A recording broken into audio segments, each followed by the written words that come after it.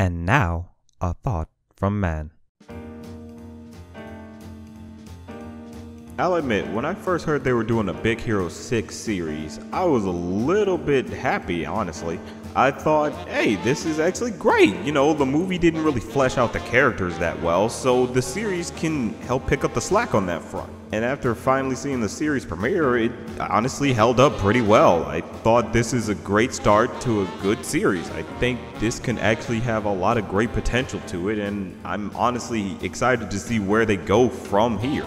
I really want to see what they do with these characters, because I enjoyed the characters in the movies, but it's just they really weren't that well fleshed out. I wanted to know more about them, because the big problem with the movie was it felt more like it was about Hero and Baymax and not the Big Hero 6.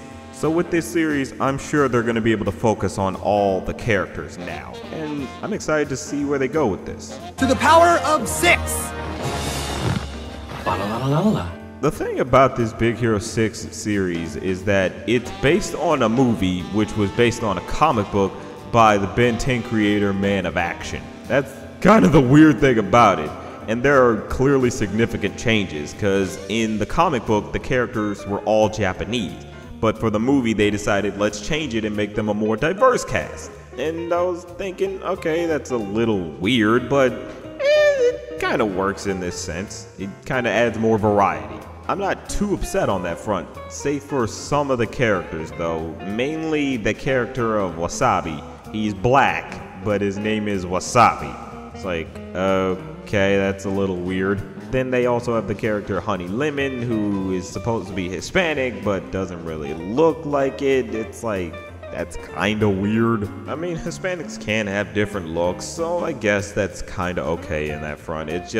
It's a little weird. You would think she would look more Hispanic or just something to kind of say, yes, she is Hispanic, but I don't know, I digress. The main premise of the show is about this group of friends who come together and form a superhero team and try to defeat the forces of evil, basically. It's kind of a typical teen superhero show, but I'm kind of interested because the main special thing about them is that they're kind of all geniuses, except for one of them. They all go to this engineering college that allows them to, utilize their talents, and they're all pretty much geniuses in that front. They build their own armor and are the ones who created these special abilities themselves. And that's honestly kind of cool, it kind of inspires some people to want to get into that field. And I can always appreciate that. Granted, of course, it's not likely that they actually do this type of shit in real life. I mean, come on. Laser blades on the hands, that's just not going to be a thing by any means. But it's still cool that they're trying to inspire people to, go to college, learn a great skill, and hone your craft. I like that. That's just something you don't see that often. The series takes off right where the movie left off, or more or less it kind of tells you that in between of when Hero managed to rebuild Baymax. It kind of tells you the events that led up to him being rebuilt and everything. It's kind of fun in the sense of getting things started in that way, and I kind of enjoy it for that. The characters easily transition from the movie straight into the series. You pretty much know them from the get-go. You know Hero, you know Baymax, you know Go-Go, you know Honey Lemon, you know Fred, and you know Wasabi, straight up. These characters are the way they were from the movie. And the best thing about this series is that it's not difficult to play catch-up. All you have to do is just watch the movie. You don't have to read the original comics or anything, because they decided to make significant changes from the comics. So there's always that. It's kind of nice that it's like, okay, all I have to do is just watch this movie, which isn't that long, and then I could jump right into the series. Yeah, I could do that. It's just a very nice added convenience for it. The main thing about the premiere is that it's mainly about Hero building Baymax, but kind of running into some complications because he runs into this old enemy of his when he used to do battle robots in street alleys. And that enemy manages to get their hands on the skeleton of Baymax and copy the skeleton to be able to make an army of Baymaxes and wreak havoc on the city. And it's mainly supposed to be a distraction while the guy goes steals a certain energy source that can help out this boss that we don't see.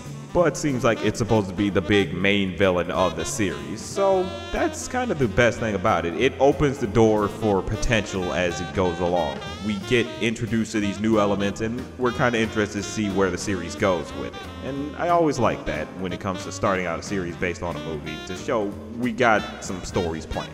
I like that. We didn't set out to be superheroes, but sometimes life doesn't go the way you planned.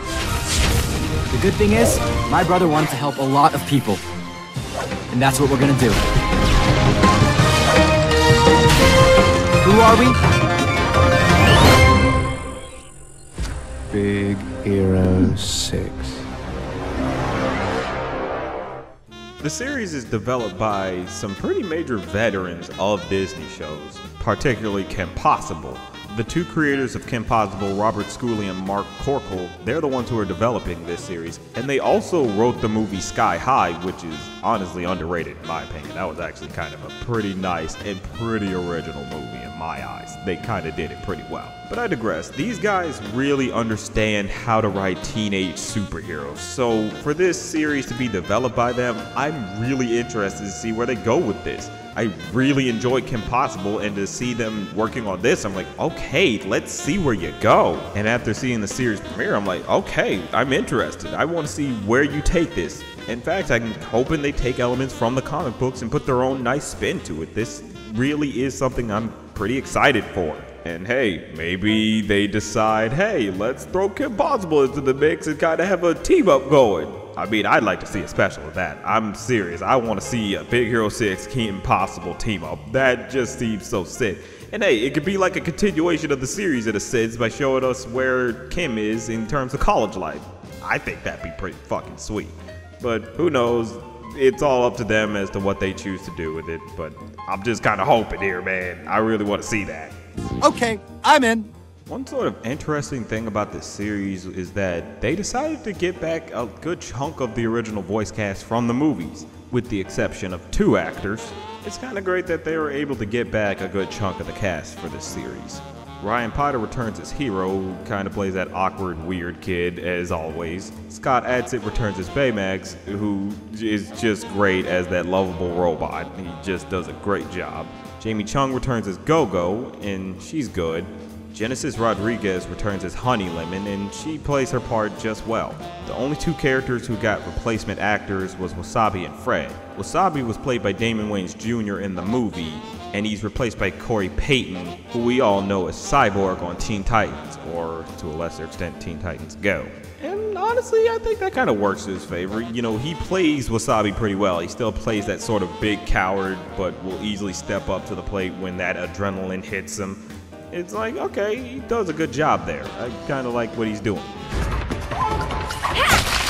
Yeah, that's right. That's wrong.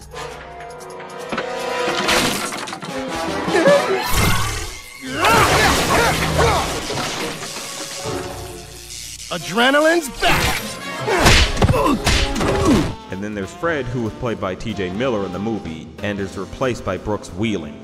And he does a good job too. He manages to play Fred like that big loser who kind of is clueless on a lot of these things, but, you know, has a good heart and wants to do the right thing. He does that pretty well, and you honestly enjoy Fred pretty good. He's just as funny as he was in the movie, and he's just as funny in this series. We're done. We don't need a team name.